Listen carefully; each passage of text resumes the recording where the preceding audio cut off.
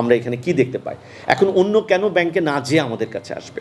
আপনি এইটুকুন আমি আপনাকে খুব কনফিডেন্টলি বলতে পারি যে একটা কম্প্রিহেন্সিভ সলিউশন কোনো একটা ব্যাংকে আপনি দেখতে পাবেন না। হয়তো কোথাও শুধু সঞ্চয়েরগুলোই আছে, কিন্তু তার বাড়ির বিনিয়োগ, একটা ব্যাংকের বাড়ির বিনিয়োগ নেওয়ার ক্ষেত্রে যে জটিলতা, তার এনআরটি অ্যাকাউন্ট খুলে তাকে যেভাবে টাকা পাঠিয়ে নিয়ে এসে খুলতে হয়, সত্যিকার অর্থে আমি ব্যাংকে কাজ করেছি। আপনি একটা দুইটা উদাহরণের বেশি পাবেন না যে আসলে তাদেরকে হোম লোন দেওয়া হয়েছে। সো এটার জন্য you need to have a specialised service. Bank অনেক বেশি ট্রানজ্যাকশন ফোকাসড, ট্রানজ্যাকশনে কাজ বেশি করে, লং টার্মের কাজে কিন্তু আসলে ব্যাংকের স্পেশালাইজেশন নাই। এই যে ফ্যাসিলিটিগুলো আমরা বললাম যে তার পরিবারের জন্য কৃষির ঋণগুলো, নারী উদ্যোক্তাদের যে ঋণগুলো আছে, বিনিয়োগগুলো আছে, বাড়ির, এটার জন্য আমার কাছে মনে হয় যে স্পেশালাইজ প্ল্যাটফর্ম এবং ফোকাস দরকার। যদি ডেফিনেটলি ভবিষ্যতে আমরা আশা করি যে ব্যাংক বা অন্যান্য আর্থিক প্রতিষ্ঠানও যদি এটা দেখে কম্প্রিহেন্সিভলি আসে, এই বিরাট জনসংখ্যাকে আমরা সার্ভিস করতে পারবো। প্রথম কথা হচ্ছে আমাদের এখানে কিন্তু রেমিটেন্সকেও পাঠাবে না, রেমিটেন্সে তার ব্যাঙ্ক অ্যাকাউন্টে পাঠাবে। আমরা রেমিটেন্সের তার অ্যাকাউন্ট থেকে তার যে মাসে মাসে ডিপিএসের প্রিমিয়াম এটা আমরা নিয়ে নিব। সো ডিপিএসের প্রিমিয়াম কিন্তু তার অ্যাকাউন্ট থেকে আমরা অটো ডেবিট করে নিতে পারছি। আর এইটার সঙ্গে কিন্তু তার বাকি ফ্যাসিলিটিগুলো লিঙ্ক হচ্ছে। যেমন কেউ 3,000 টাকা করে যদি 10 বছর সেভিংস করে, তার কিন্তু রিটায়ারমেন্ট প্ল্যান বা বেনিফিটটা আছে। ওখানে যদি তার ক্ষেত্রে কোনো অসুবিধা হয়, তিনি মারা যান বা হন, এখানে যেহেতু আমরা ইন্স্যুরেন্সটা কাভারেজ করছি, ওনাকে ব্যক্তিগতভাবে কোনো ইন্স্যুরেন্স কোম্পানির সঙ্গে আমরা as a whole institutionally already agreement করেছি, সেটার ভিত্তিতে তিনি অটো এনরোলড হয়ে যাবেন ইন্স্যুরেন্স কাভারেজে।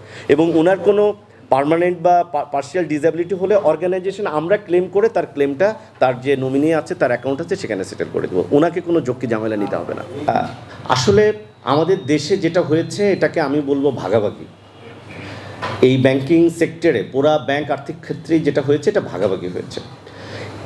এই এত কিছুর পরেও আর্থিক প্রতিষ্ঠানে আপনার গত এত বছরে যেগুলো আপনারা শুনেছেন যে স্ক্যামগুলো, এর বাইরে এখন যেগুলো টিকে আছে 7-8টা, যেগুলো বাংলাদেশ ব্যাংকের রেটিংয়ে ভালো করছে, আপনাকে ধরে নিতে হবে যে আর কিছু জানার বাকি নাই। যেহেতু আমি অ্যাসোসিয়েশনের ভাইস প্রেসিডেন্ট, ভাইস চেয়ারম্যান আছি দীর্ঘদিন 3-4 বছর ধরে, এবং এখানে কাজ করছি ব্যাংক এবং আর্থিক প্রতিষ্ঠানের 20 বছরে।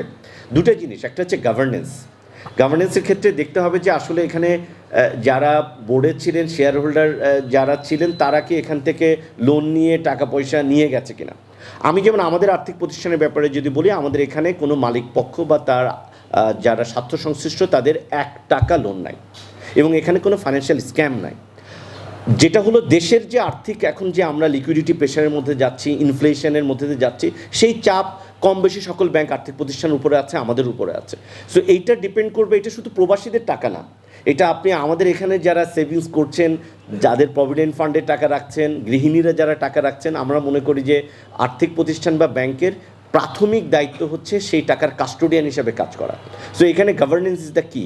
এবং এখন যে সেন্ট্রাল ব্যাংকের ফ্রেমওয়ার্ক আসছে, এই ফ্রেমওয়ার্ক যারা পরিপালন করবেন, যেহেতু আপনারা জানেন যে এখন ডিরেক্টর রিক্রুটমেন্টটাও আপনার আগে যেভাবে ছিল, আর্থিক প্রতিষ্ঠানে কী হয়েছে, এটার অ্যাপয়েন্টমেন্ট লাগতো না বাংলাদেশ ব্যাংকে। সো নিজেরা আমাদের অনেক কিছু করার সুযোগ ছিল, এবং যেগুলো হয়েছে এটা তো মিলেমিশে হয়েছে। বোর্ডে যারা বসেছেন এবং ব্যবস্থাপনায় যারা বসেছেন, এটা আপনারা জানেন। আমরা এটা নিয়ে আমি খুব বেশি এখানে বলতে চাই না। তো যেখানে আপনার ম্যানেজমেন্ট প্রপারলি কাজ করে, গভর্নেন্স আছে এবং বোর্ডের কোনো ইন্টারফারেন্স নাই, বাংলাদেশ ব্যাংকের কমপ্লায়েন্স আছে, আমি মনে করি না যে তারা আসলে দীর্ঘমেয়াদে কখনো সমস্যায় পড়তে পারে। সাময়িক সমস্যা আমাদের দেশে বিভিন্ন সময় আর্থিক কারণে নাকি পড়তে পারে।